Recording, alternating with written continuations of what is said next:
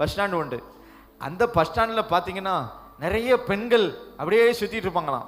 இந்த ஆண்கள் சிலர் அப்படியே போனவுடனே வீட்டை விட்டுட்டு அப்படியே தனியாக போவாங்க. பார்த்தீங்களா, இவங்களுக்கு ஒரு மாதிரி சபல புத்தி வரும். பார்த்தீங்களா, அந்த மாதிரி ஆட்களை அப்படியே தனியாக கூட்டு போய் செல்ஃபோனை பிடுங்கி ரூபாய்களை பிடுங்கி எல்லாத்தையும் ஒன்றுமில்லாமல் அழிப்பான். இப்போ இவன் என்ன சொல்லுவான்? வீட்டில் வந்து சொல்ல முடியுமா, இந்த மாதிரி ஒருத்தி வந்தா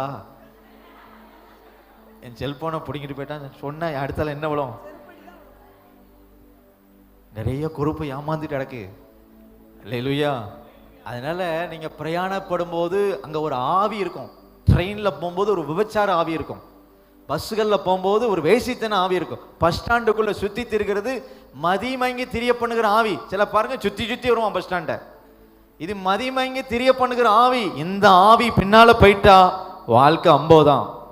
நேர்வழியா போனோம், நேர்வழியா வரணும்.